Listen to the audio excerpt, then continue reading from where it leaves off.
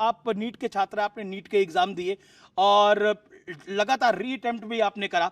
मैं आपसे एक सवाल पूछना चाहता हूं, जो कुछ हुआ उस आंदोलन के दौरान, क्या आपको लगता है कि देश का जेनजी वही है? आपको लगता है? बिल्कुल नहीं, क्योंकि देश देश का जेनजी अपनी संस्कृति को विरुद्ध जाकर काम नहीं करेगा, गालियां नहीं लिखेगा अपने सरकार के लिए, किसी के लिए भी, किसी मतलब शिक्षित लोग के लिए, जितने लोग भी लोग, किसी के लिए गालियां नहीं लिखेगा। बस मेरा एक क्वेश्चन है कि सब कहते हैं कि अगर मेहनत करोगे तो तुम जरूर सफल हो जाओगे, लेकिन एमपीपीएससी में अगर एक भी सीट जनरल के लिए नहीं होगी तो सफल कैसे हो जाएंगे?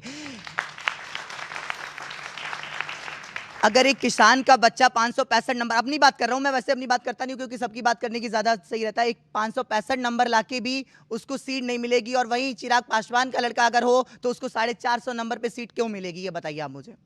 क्या इस चीजों में सुधार नहीं होना चाहिए? एक रिक्शा चलाने वाले का बच्चा, मैंने परसों सर रास्ते में कहीं एक यूट्यूबर थे, वो भैया मिल गए कि पीछे की कर लीजिए प्लीज मेरे साथ एक बाइट, तो जहां मैं खड़ा था वहीं 100 मीटर की रेंज में मैंने क्या क्या देखा बताता हूं आपको। एक बच्चा नाले में घुस के इतने इतने पानी में, 7-8 साल का होगा मुश्किल से, कबाड़ा बीन रहा है। एक बच्चा जो था वो ट्रॉली लेकर वहीं कबाड़ा का लेके जा रहा है। एक लड़की वहीं कॉर्नर पे प्रेस लगाए, 10-12 साल की लड़की है। एक बच्चा दूध बेच रहा है, जो सब के सब 10 से 12 साल के लोग हैं। और सरकार क्या कहती है, इसमें से जो एससी होगा उसको तो हम पढ़ा देंगे, लेकिन बाकियों को नहीं पढ़ाएंगे। अगर मैं इस चीज को लेकर गलत हूं तो हाँ, राजनीति मुझे गलत कहती रहे, मैं सवाल उठाऊंगा, क्योंकि सारे बच्चों को पढ़ाना चाहिए, बल्कि पढ़ाई तो किसी तक नहीं पहुंच रही है। वो रिजर्वेशन का अभी ये तो आप लोगों की बात तो सीजेपी कर रही है। अगर मेरी बात करती, सौरभ दास को मेरी तकलीफ है क्या पता? सौरभ दास से सरकार बात करने की होगी। मेरी सर आपसे भी क्वेश्चन इस चीज को लेके है कि सौरभ दास से सरकार बात करने की हो गई। सरकार को बात करनी थी, हमसे बात करती। जो बच्चे एक्यूज्ड है, जिनको प्रॉब्लम है, उनसे बात करती, लेकिन बच्चों से कभी बात नहीं करी गई। पर दीपके और सौरभ दास तो आपके रिप्रेजेंटेटिव हो गए ना एक तरह से। अगर वो रिप्रेजेंटेटिव तो बच्चों से मिलते, मैं खुद जंतर मंतर गया था, मैंने उनसे कहा कि दीपके जी से मिला दीजिए कि महबूबा मुफ्ती आई हुई हैं। फिर मैं 2 घंटे बाद उनके जाने के बाद फिर कहा कि उनसे मिला दीजिए, कि आपसे मिलने थोड़ी यहाँ लोग बैठे हैं। फिर बैठे किस लिए? महबूबा मुफ्ती से मिलने के लिए, डिंपल यादव से मिलने को। Okay okay okay okay, Sudhanshu Dwivedi जवाब। सौरभ दास से क्यों बात करी? सौरभ, ये बड़ा सवाल है, सौरभ दास से क्यों बात करी? जो इन्होंने बात कही बिल्कुल सही, अब बहुत स्पष्ट हो गया। मैं तो सवाल कह रहा हूं, क्या छात्रों के आंदोलन का प्रतिनिधि कौन है? इस बच्चे की बात सुनने के बाद जवाब दें। छात्र की डेफिनेशन बताएं। ये 3 डेफिनेशन पार्लियामेंट में बता रहे थे ना, फलाना ढिमाका राहुल गांधी। जब बताओ वो प्रतिनिधि हैं कि ये प्रतिनिधि हैं, या कोई और प्रतिनिधि हैं, या जो बवाल कर दे वो प्रतिनिधि है, जो गदर काट दे वो प्रतिनिधि है। सरकार सुनेगी तो क्या हम बच्चे भी बवाल कर पाएंगे?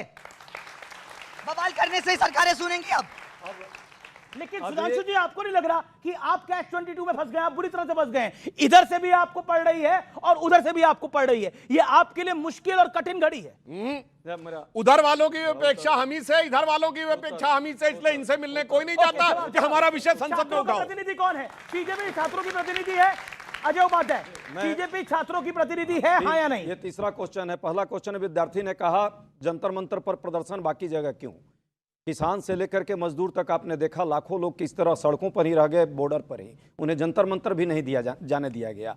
ये तो लोग समझे थे कि तो छोटे छोटे बच्चे हैं, चलो कुछ लोगों को बुला लेंगे, दीपके और ग्रुप को वहां पे बैठा लेंगे, फिर बातचीत हो जाएगी थोड़ी दिन में। 20 दिन तक बेचारे वो आकर के भूखे हड़ताल में रहे, बाद में उनको भी उठा के किस तरह ले गया सबने। कौन भूखे रहा? कौन भूखा रहा? आपको मौका देता हूं, मैं सोनम वांगचुक भूखे रहे और कोई नहीं भूखा रहा, बाकी सब और कुछ बच्चे भी उसमें भूखे रहे। तब जाकर के इनको ये एहसास ही नहीं था, इन्हें तो लगा था हो गया बात खत्म, जैसे बाकी लोगों को निपट लेते हैं, इनको भी निपटा देंगे। ये निपट नहीं पाए। क्यों? क्योंकि ऐसा बच्चा भी वहां, वो किसी पार्टी के बैनर पर नहीं गया, वो गया बच्चों के आवाज को लेकर के, जिसका दर्द है। मैं बार बार कह रहा हूं, जाके पैट न फटे बिवाई सो क्या जाने पीर पर आई। ओके ओके, वो कह रहे हैं कि समझ रहा है। कांग्रेस के प्रवक्ता कह रहे हैं आपकी पीड़ा हम समझते हैं। समझते हैं तो आवाज उठाइए कि मैं आरक्षण के विरुद्ध हूं, आर्थिक आधार पर आरक्षण दिया जाएगा।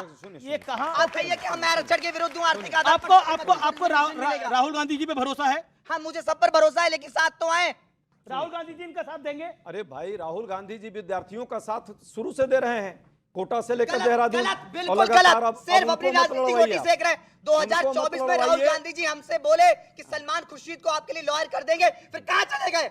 ओके ओके, अखिलेश यादव जी हमसे बोले कि हम आपके लिए कपिल सिब्बल को लॉयर कर देंगे, कहां चले गए? फोटो है मेरे पास, फोटो है, फोटो है मेरे पास। मैं बिल्कुल आपकी फोटो लूंगा। मैं जान रहा हूं आपके भी पॉइंट सही है, बैठिए। ओके, बोलिए। ये बात तो चलिए अच्छी बात है, इन्होंने कहा कि भाई सरकार हमारी नहीं है, फिर भी राहुल गांधी जी के प्रति इनकी भी उम्मीद है, विपक्ष के लोगों के प्रति आपकी भी उम्मीद है। हमारा काम क्या है? हमें अपनी आवाज, हम आपकी आवाज में आवाज उठाना ही मेरा काम है क्योंकि हम सरकार में नहीं है। एक बड़ी खबर आ रही है, संसद के परिसर में आज पप्पू यादव ने बकायदा भगवा कपड़े डाले और भगवा कपड़े डालकर जो कुछ वहां पर नौटंकी हुई उसको लेकर बड़ा विवाद खड़ा हो गया है। विश्व हिंदू परिषद से लेकर बीजेपी ने बोला है कि यह भगवा का अपमान करा गया है। उन्होंने भगवा कपड़े डाले, उन्होंने राम मंदिर का चंदा वहां पर बॉक्स लगाया और उसके बाद उन्होंने वहां पर धक्का उनको मारा गया या फिर एक स्किट करी गई। पुजारी की भेष में वो संसद में बैठे, उसको लेकर बड़ा बवाल हो गया है। मैं विजुअल प्ले कर रहा हूं, ये विजुअल आप देखिए। राहुल गांधी भी जाते हैं और वो विजुअल अपने आप में बहुत स्ट्रांग है। देखिए किस तरह से उसके बाद होता है, वो उठते हैं और उनको फिर धक्का दिया जाता है और वो फिर पैर छू रहे हैं लोगों के। ओके, सत्य प्रकाश मिश्रा क्या कहना चाहते हैं आप इसके ऊपर? पप्पू यादव बिहार से आते हैं। पप्पू यादव तरह तरह के बहरूपीय वेश में घूमते रहे हैं, तो आज एक नए बहरूपीय वेश में आए हैं। मेरी शुभकामना है पप्पू जी को, क्या कर रहे हैं ये? मेरी शुभकामना है पप्पू जी को कि कहीं ये जो रंगाया जोगी क्या है, रंगाए जोगी कहा है जोगी बकरा, है ना। तो ये जो रंग लगाया है इन्होंने भगवा का, पप्पू जी को भगवा एकदम भगवामय मन हो जाए, उनका तन हो जाए, जीवन हो जाए, इसकी शुभकामना है। लेकिन ये जो नौटंकी किया है उन्होंने, ये नौटंकी जनता समझती है। राहुल गांधी नौटंकी के दूसरे पात्र हैं, उन्होंने उसमें सहयोग किया, इतना काफी है। और बिहार की जनता पप्पू जी को जिस वेशभूषा के लिए जानती है ना, अमिश देवगन जी, वो बहुत गंदा इतिहास है, उसमें जाएंगे नहीं अभी। क्या मतलब, क्यों कर रहे हैं नौटंकी? भाई एक सिंबॉलिक तन है। रंगाए चंदा जोगी चोरी तो आपने कपड़ा। सुना होगा कि नहीं सुना? चंदा चोरी आरएसएस डिबेट भी भाजपा करी है, वालों ने बोलिए किया ना। था ना।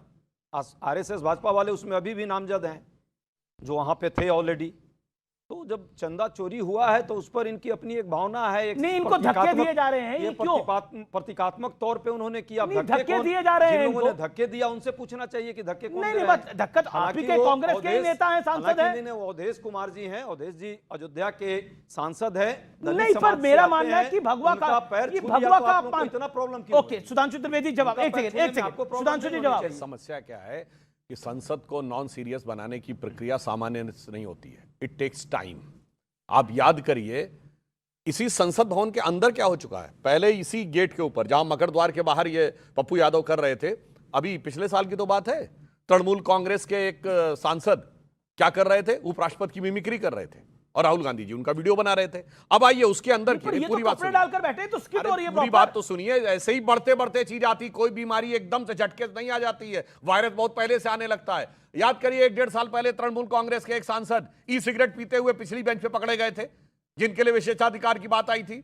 उससे पहले याद करिए पिछली लोकसभा में राहुल गांधी जी जाकर प्रधानमंत्री के पहले गले पड़े थे, फिर सीट पे बैठ के अखियों से गोली मारे थे। वो क्या था? ये सब मर्यादित आचरण थे। और वही चीज बढ़ते बढ़ते पप्पू यादव आके नौटंकी करने लगे कि जैसे कोई नुक्कड़ नाटक का मंच हो। कुल मिलाकर बात, और किस ढंग की भाषा पर प्रयोग रविशंकर करते हैं। प्रसाद कह रहे भगवा का अपमान कर रहे हैं ये लोग। निश्चित रूप से कर, वो देखिए भगवा का अपमान सुनिए, उसमें कहीं कोई संशय है क्या?